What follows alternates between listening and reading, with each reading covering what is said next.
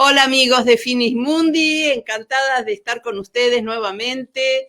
Acá es de Phoenix, Arizona, para todo el mundo, para ustedes en particular. Hoy es un día muy lindo porque estamos recordando, celebrando a una escritora de origen inglés, la famosa Jane Austen, en su 250 aniversario del nacimiento. Y Jane Austen, ustedes saben muy bien, ha estado y sigue estando muy vigente en distintos medios, no solamente el literario. Por eso contamos con la amabilísima presencia, el gran gusto de tener a una especialista desde Buenos Aires, Argentina, en realidad desde la ciudad de La Plata. Ahí salió mi lado porteño, desde la ciudad de La Plata, la profesora Cristina Featherstone. Hola Cristina, bienvenida. Hola Alejandra, buenas tardes.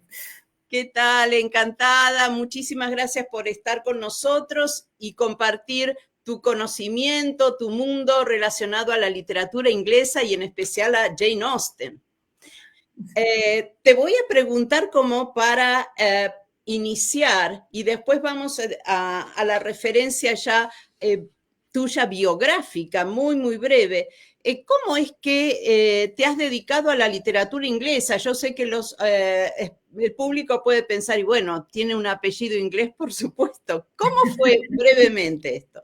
No, fue fundamentalmente el interés y la atracción que la literatura inglesa ejerce sobre mí por yo creo que es algo que tiene que ver con la apuesta que la literatura inglesa hace a la vida y a la renovación permanente de la vida. Es decir, uno lee los textos y siempre la literatura inglesa para mí tiene una reflexión sobre el poder inagotable de la vida. Es mi impresión y entonces realmente me ha atrapado mucho ese aspecto de la literatura inglesa, su diálogo con otras literaturas, pero siempre dándole una impronta propia, la insularidad, lo que yo llamo Inglaterra o el Reino Unido como isla, y entonces siempre toma de otras literaturas, pero le da su propio carácter. La verdad que es una literatura que me apasiona en general la literatura, no es que solo me apasiona, pero la literatura inglesa tiene una atracción especial porque, insisto, me parece que siempre nos habla de esa fuerza inagotable de la vida, de encontrar un camino, de encontrar una respuesta. Entonces, en ese sentido me ha traído siempre mucho la literatura inglesa. Muy lindo lo que decís y muy entrañable. Voy a presentar entonces diciendo al público que la carrera profesional, lo mismo que la laboral de la doctora Cristina Andrea Featherstone, ha estado íntimamente ligada a la Universidad Nacional de La Plata, Argentina. Su tesis doctoral versó sobre el modo en que la literatura inglesa aparece leída y aludida en los autores argentinos de la llamada generación del 80, esto es de 1880, con énfasis en Lucio B. Mansilla, Miguel Canel, Lucio B. López, Vicente López y Eduardo Wilde. La doctora Featherstone ha desarrollado su carrera docente en la Universidad Nacional de La Plata desde 1984, tanto en el nivel de pregrado en los colegios de dicha universidad como en la Facultad de Humanidades y Ciencias de la Educación. En esta unidad académica obtuvo por concurso la titularidad de la Cátedra de Literatura Argentina A, en la cual está con licencia, y de Literatura Inglesa, en la que continúa con este cargo actualmente. Ha participado en varios proyectos de investigación desde 1993 y dictado numerosos seminarios de grado y de posgrado. La profesora Featherstone tiene publicados varios libros en coedición, por ejemplo, Modernismo Literario, Perspectivas y Herencia. Ese es un libro bien nuevito del 2025 por la Universidad de La Plata, ¿no? EDULP. Sí, EDULP es La Plata. Después otro volumen junto con Florencia Buret, siendo editoras en titulado Mi primer viaje, 1870-1871, de Miguel Canet. Este libro fue también publicado entonces. Tenemos a otra edición en coordinación con María Inés Arabia, titulado Expresiones de violencia en la literatura, de Grecia a nuestros días, del año 2019. También otro volumen en edición titulado Una literatura en transformación, literatura inglesa en una época de cambio, siglo XVIII y XIX, por La Plata.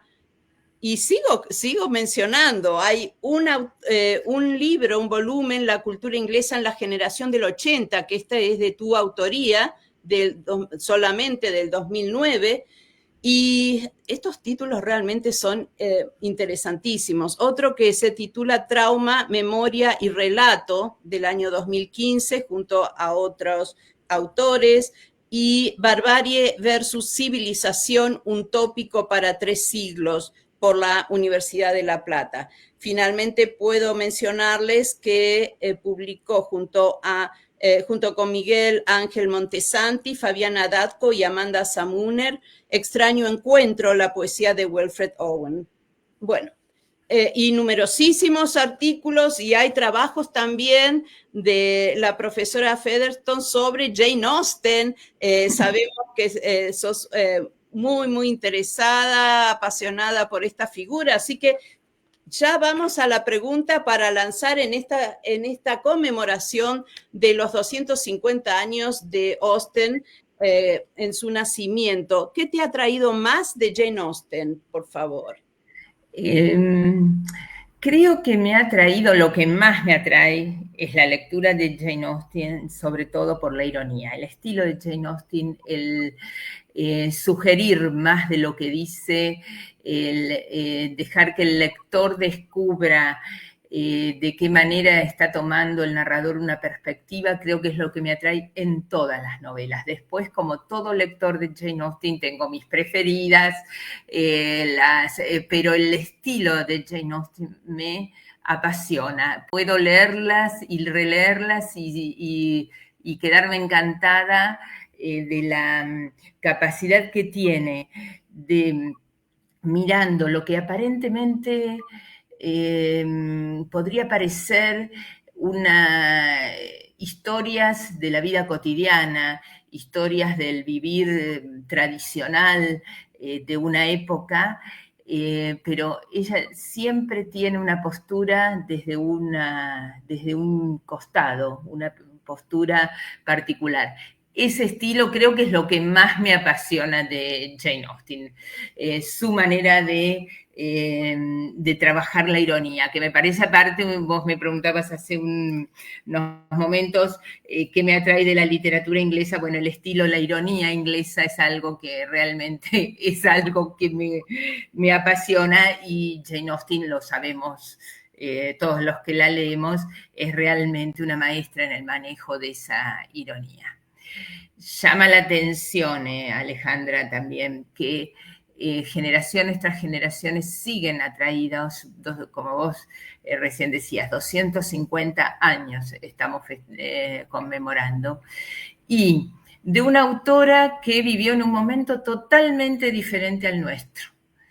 Y yo, que la doy en la facultad permanentemente, digo, bueno, hay generaciones y generaciones. Hay grupos que son reacios a Jane Austen, pero que después se sienten atraídos. Pero hay, como yo siempre digo, hay club Jane Austen y hay club Brontë en la literatura inglesa siempre. Pero más de una vez, sobre todo algunos varones, que son refractarios inicialmente, o dicen, y habla del casamiento, de la herencia, de la primogenitura, y les digo, bueno, son temas fundamentales en el mundo del periodo de la regencia, pero después se dejan atrapar en general por la autora, ¿no? Entonces, ya que mencionas a ese periodo de la regencia, ¿qué características se pueden encontrar llamada La Regencia, a título informativo, ¿no? Sí, sí. Cuando nosotros pensamos en la regencia, en realidad pensamos, o tenemos que pensar en dos reyes, fundamentalmente, George III y el regente George IV. La regencia es vista, y acá hay que mirar un poco con detenimiento, el periodo en general es visto como un periodo de en el cual Inglaterra alcanza las formas de una sociedad organizada. Pero debajo de esa superficie, nosotros tenemos un periodo que toma desde fíjate que Jane Austen nace en 1775, 1776 Inglaterra pierde las colonias. Todo el fin de siglo y comienzos del siglo XIX está en lucha con Napoleón. Entonces, es un periodo que cuando uno lee las novelas parece que la sociedad es una sociedad de formas gentiles, correctas, pero debajo está ese mundo tensionado. Eso se ve también en la regencia con estos dos reyes, porque George III, que hizo de gran parte de los territorios del castillo una huerta, en el año 1811 fue declarado insano. Y de ahí pasó a ser rey George IV, que es el que le da nombre regencia. Este rey era un rey bastante disipado, cuyo mayor logro a nivel de construcción es el pabellón de Brighton, ¿no? Es decir, se dedica a esa construcción, pero con una vida bastante disipada, que parece no verse en los textos de Jane Austen. Ahora, uno tiene que también ver o tener claro que en el año 1817 muere Jane Austen y en el año 1818 tenemos Frankenstein. Es decir, parecen periodos totalmente diferentes y entonces por debajo de la superficie de lo que entendemos como que solemos asociar con el mundo de la regencia, hay que ver que hay una serie de tensiones, de ríos subterráneos que van, digamos, de algún modo cuestionando esa aparente paz que reina en Inglaterra, porque no hay paz. Eso se ve muy claro en algunas de las novelas, después si hablamos, en la última novela se ve bien claro eso en Persuasión. Muchas gracias, muy claro. Vamos a ir a la primera imagen, por favor, y nos vas mencionando, justo, aparte mencionás a Mary Shelley, justo muy interesante para... Claro, ¿no? Claro, porque son totalmente diferentes y entonces, y uno a veces pierde noción de la proximidad de los años. De que estamos en un periodo, porque en realidad Shelley la ubicamos en el gótico y a Jane Austen la ubicamos más en la regencia, como si fueran dos periodos totalmente diferentes. No, esta es una de las imágenes, esta y la que viene, la imagen que viene, creo que son dos de las imágenes más tradicionales de la autora, de los pocos retratos que quedan. ¿Qué sabemos de la autora? Sabemos muy poco, porque en realidad lo que tenemos es a partir biográfico es a partir de las cartas que ella le envió a su hermana Cassandra durante mucho tiempo, pero como dice Virginia Woolf, que es una admiradora de Austen, más de una vez Cassandra en la madurez debe haber pensado que Austen iba a ser reconocida como autora y entonces se dedicó a censurar las cartas, así que lo que tenemos es poco, ¿no? De las cartas. Sabemos de los distintos periodos de su vida, de la vida en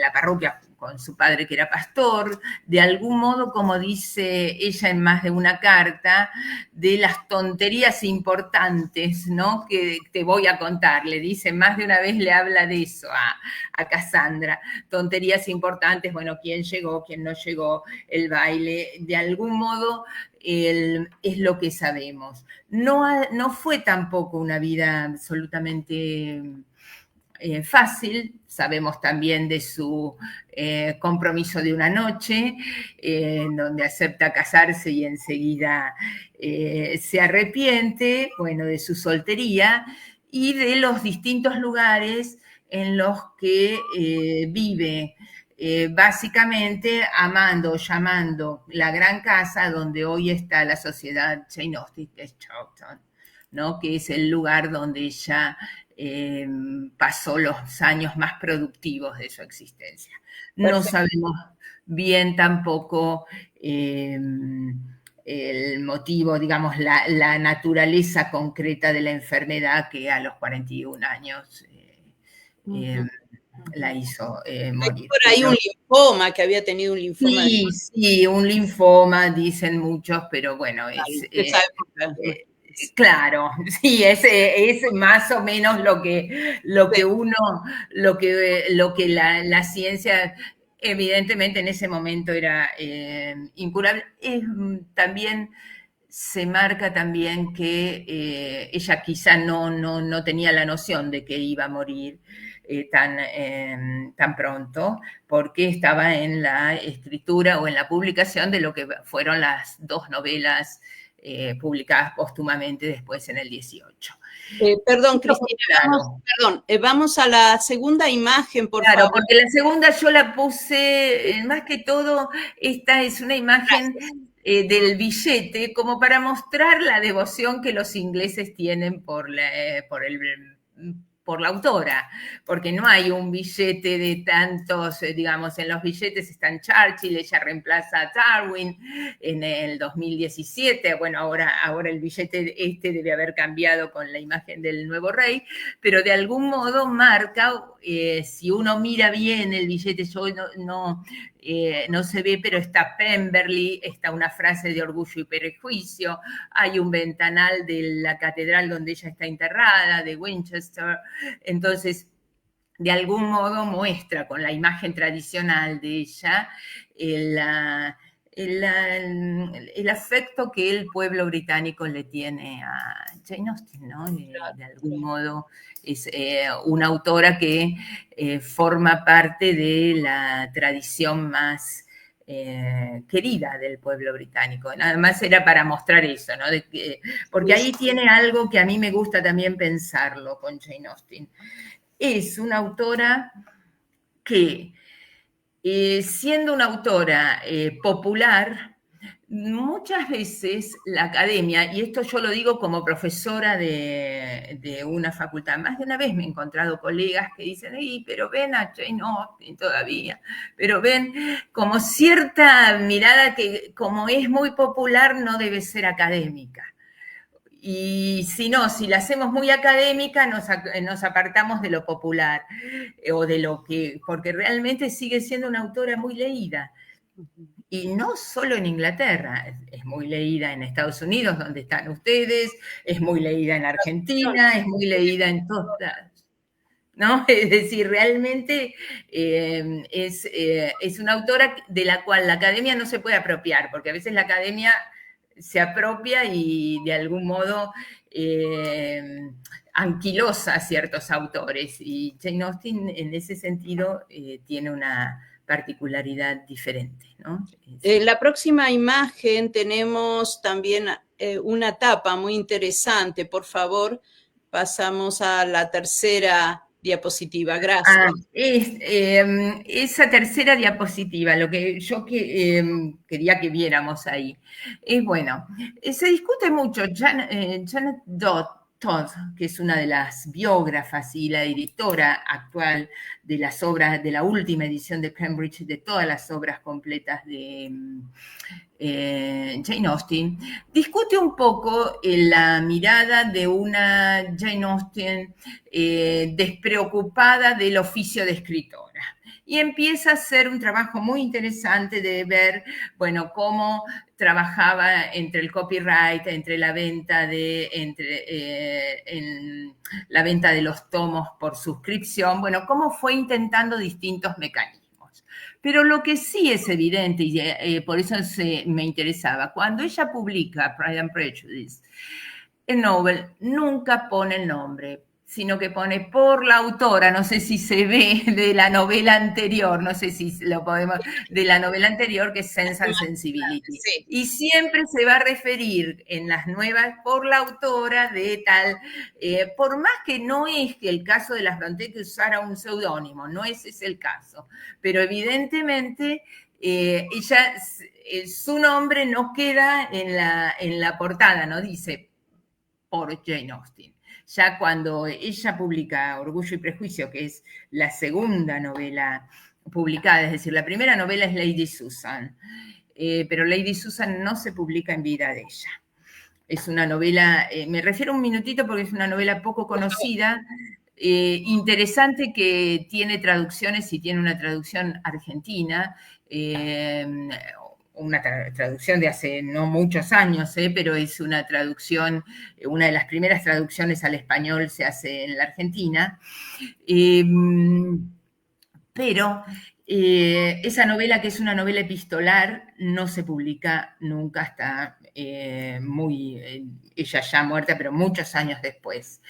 Seguramente porque la novela Lady Susan, me refiero un minutito porque no es muy conocida y tiene la particularidad de que tiene un personaje femenino que si nosotros lo leyéramos sin saber que la autora es Austen, no descubriríamos, porque es una mujer,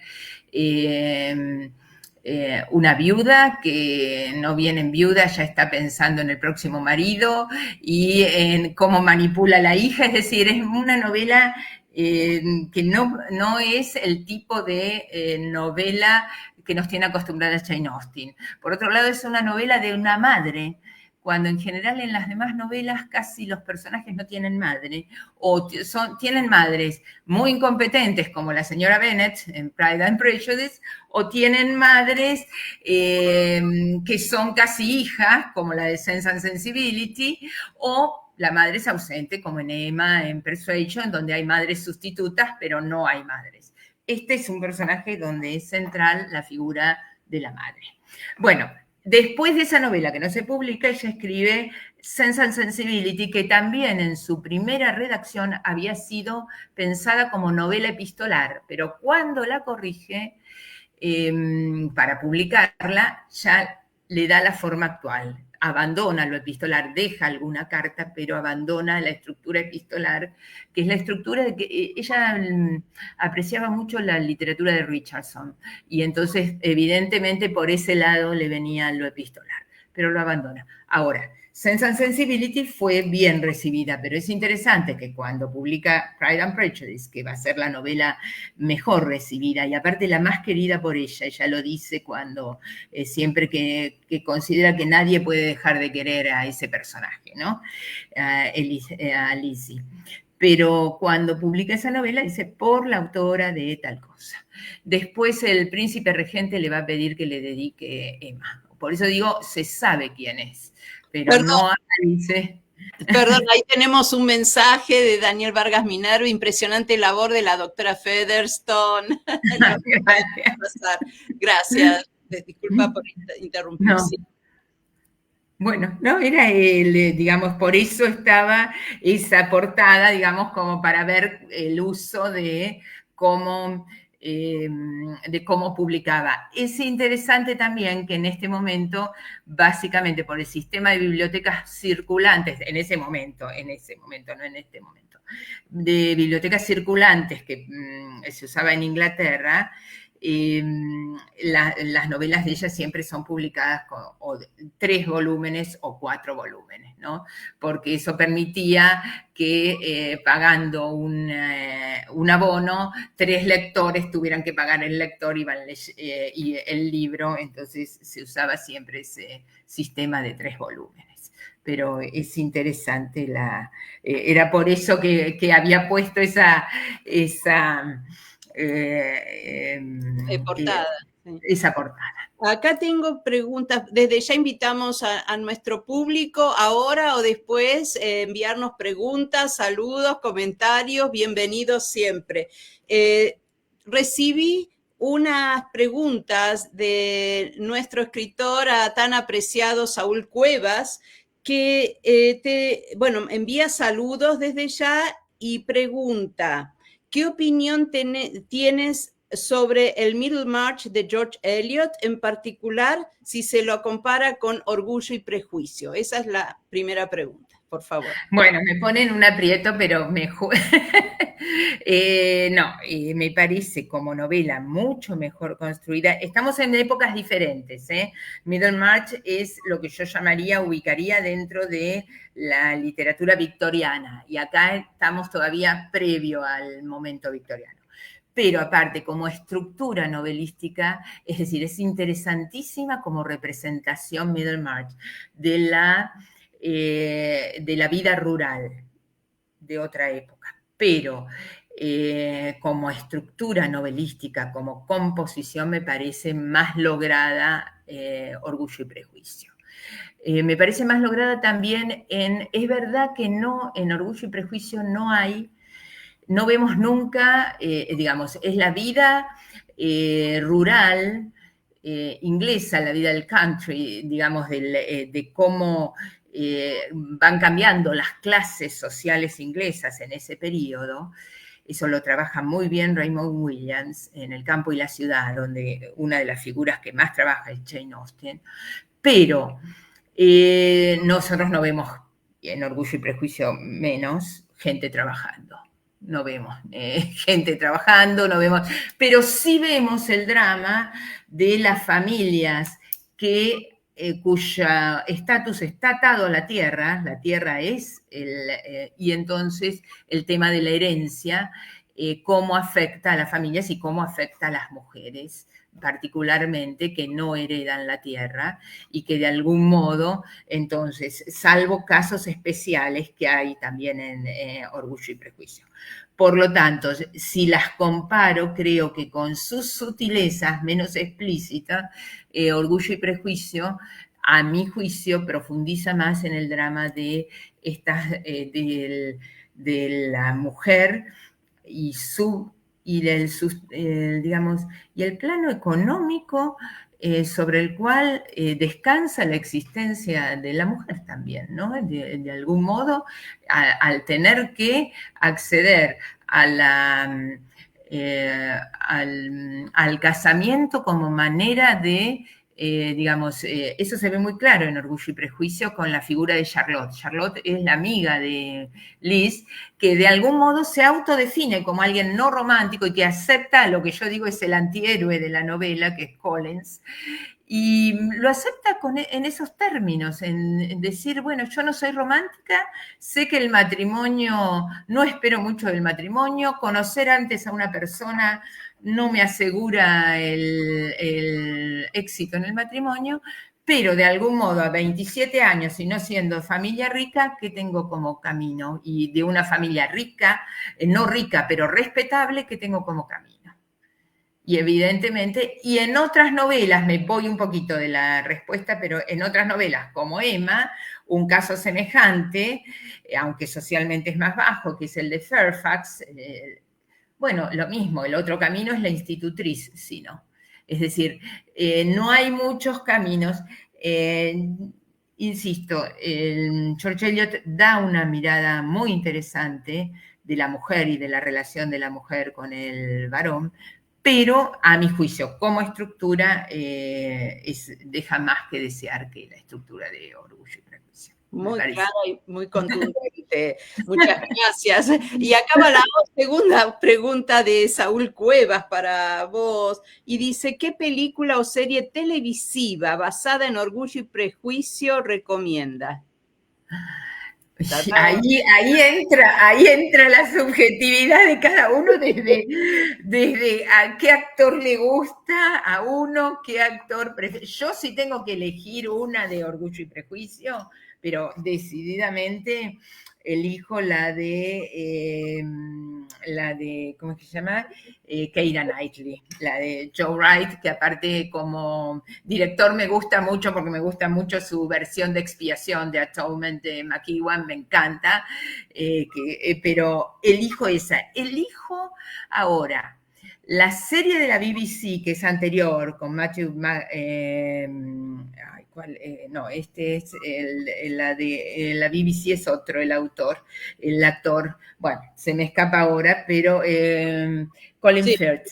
Colin Firth. lo tengo, sí. Bueno, desde el punto de vista de recreación de la época, por ahí es más exacta, pero a mí la de Knightley, la de Joe Wright, me gusta mucho porque me gusta Darcy, porque ahí entra la subjetividad, me puso en una, es lo mismo que me voy a ir a otra, me pasa con las dos versiones más conocidas de Persuasión, y a mí hay una, me gusta mucho más, la que tiene a, ay, ¿cómo se llama? Bueno, me voy a olvidar. Yo le digo no me voy a acordar el nombre de la actriz, Sara, bueno, es la del 2005. Me gusta mucho más que la tradicional de la BBC. Pero la BBC tiene que siempre que serializa o hace, logra una perspectiva de época muy interesante. Muy interesante en la reconstrucción. Por ejemplo, es muy interesante. Me voy, con la pregunta de él. Antes de irte, Diana Salem siempre conmueve la claridad conceptual de Cristina Federson. Ay, es que Diana me quiere mucho y yo la quiero mucho. No, pero yo digo que... De acuerdo. Pero decía que las de la BBC, por ejemplo, es muy interesante, más difícil, porque vuelvo a la respuesta a la pregunta de Orgullo y Prejuicio. Tanto la de la BBC como la de Knightley a mí me parecen muy bien logradas. Las dos, Persuasión también. Emma, en sus versiones, me convence menos. Y ahí sí, la de la BBC trata de dar alguna respuesta al problema del esnobismo del personaje de Emma, y de la clase, y entonces se incorpora una primera escena en la cual hay un robo de gallinas, digamos, empieza y termina como para ver las tensiones que hay entre las clases sociales de una Emma que prácticamente no las ve. Eso no está tanto no es visible en Orgullo y Prejuicio, no es tan visible en Persuasión, pero evidentemente ahí la BBC me parece más convincente que tanto la versión de Paltrow, que es norteamericana, como la otra versión cinematográfica no de la BBC inglesa del 95, que realmente desconocen el problema. Ahí me parece que es mejor. Pero, insisto, es muy subjetivo lo que nos gusta a cada uno de las versiones fílmicas. Tu fundamentación como para transmitir el entusiasmo por una u otra versión. Y entonces, podemos ir, señor productor, a la próxima imagen, por favor, que tenemos disponible para escuchar los comentarios de Cristina Featherstone. Okay. Esta es nuevamente, esta es la primera edición para ver lo mismo, que siempre habla de la autora ¿no? Y estos son los dos textos póstumos, es decir, es una de las primeras novelas escritas por ella, pero la recoge y la publica con la última, no la publica ella, la presenta para publicar, está en las tratativas de publicarla y bueno, se publica póstumamente. Persuasión, que es una novela que Realmente yo recomiendo con mucho entusiasmo que la lean. No es tan conocida como Sensatez y Sentimientos, ni como Orgullo y Prejuicio, decididamente, pero es la última novela entera escrita por Austen. Cristina, escribiste un artículo, un trabajo sobre el tratamiento ideológico, ¿no? Es que me parece, la verdad que me parece una novela interesantísima porque ahí empieza a tensionarse en el momento de la regencia, ya en el 1816, en que la está escribiendo, ella empieza a tensionar el concepto de lo que es gentleman, de lo que es un caballero. Y ve una generación antigua unida a una concepción libresca y anquilosada de caballero, Eliot, el padre de Anne. Y una figura de los marinos, que tienen que ver ahí nuevamente con la figura, el papel que la Marina tuvo en las luchas contra Napoleón, y unos marinos que de algún modo construyen libremente su destino y su pertenencia a una clase, es decir, que logran construir su vida con libertad, no con la herencia. Es muy interesante la novela desde muchas perspectivas. También un personaje que de pronto se libera del padre, digamos, es una novela Virginia Woolf, cuando se refiere a esa novela, en más de una oportunidad dice, bueno, es como si fuera una novela otoñal, y esa ha quedado, ¿no? Como nostálgica, como si ella viera las mismas tonterías que vio en su clase social, pero que ahora no le dieran tanta gracia, es decir, las mira irónicamente de costado, pero que no le produjeran la misma gracia, sino que avanzara hacia una crítica de algunas de las características de su clase social. Muy claro. Pasamos a la... Disculpa que te corra, pero... Sí, yo también voy mirando la hora. Tenemos acá una última. Esta tiene que ver con persuasión, pero también con algo interesante en la vida de Jane Austen. Ahí sí, yo me quiero quedar 2 minutos con una cuestión, porque ahora lo voy a relacionar bueno, estamos en los 250 años, porque veo la hora y no quiero... Sí, no, pero por favor, detenete. No quiero... No, pero no quiero pasarme ni molestar. Pero, y precisamente los festejos se han hecho tanto en Chawton y Winchester, que son, digamos, Winchester donde está enterrada, Chawton donde vivió los últimos 8 años de su vida, que es la casa de uno de los hermanos que le acomodó, y ella ahí es donde corrige y donde escribe todo lo que conocemos de ella. Pero después en sus novelas, y sobre todo en Persuasión, está Bath, que ahora hace un montón de festejos, pero en realidad Austen mucho a Bath no lo quería. La pasó muy mal en Bath, no era, y nuevamente en muchas de sus novelas Bath se asocia, en el caso de Persuasiones, pero a la disipación, a una clase que lo único que quiere es divertirse, mostrarse, alquilar una casa cuanto más rica y más ostentosa mejor para mostrar sus condiciones. Así que hay una mirada doble hacia ese Bath que no es eso, quería mostrar en ese escenario que está lindo. Me quedan me tomo un minuto más para recomendar algo. ¿Lo muestro, lo puedo mostrar o no? Mostra nomás la tapa. Acaba de salir este libro. Perdón, ahí está, sí, más en grande. O lo tengo. Sí, Queremos tanto a Jane, que es un libro escrito por una autora argentina, Juana Libedinsky, que es en realidad periodista de La Nación. Creo que está radicada en Nueva York. Pero es muy interesante como estudio cultural, ya no de Jane Austen, de estudios culturales, sino del fenómeno Austen. Digamos, ya no de las novelas, yo me quedo más siempre en lo escrito, pero del fenómeno, de estas jainitas que van con los vestidos de la regencia, de lo que se ha organizado para esto. Por ejemplo, cuenta ahí, y yo después lo miré en el sitio oficial y es así, no porque le dudara, sino para saber cómo era. Por ejemplo, que organizaron un baile, cosa para nosotros, a mí no me gustaría por lo menos, pero un baile en Winchester este año para conmemorar un baile en que había que ir disfrazado al estilo de la regencia. Digamos que el musical Clueless, que es una versión, digamos, de los 90 de Emma, que se hizo, que acaba de terminar en Londres. Es decir, da cuenta de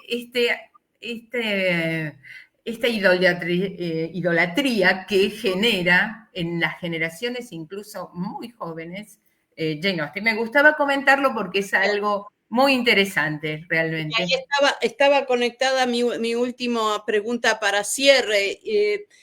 Por eso me pregunto, ¿no? Te lo pregunto, ¿por qué será que Austen sigue atrayendo tanto en literatura y en cuanto a su figura? Si es un ícono, ¿te parece cultural o para ciertos grupos? ¿Cuál es tu percepción? Yo creo que algo de ícono tiene. Creo que algo de ícono cultural tiene para muchos. Y también, vamos a decirlo, aunque no nos guste a veces, también porque hay una cuota evidentemente, de romanticismo, de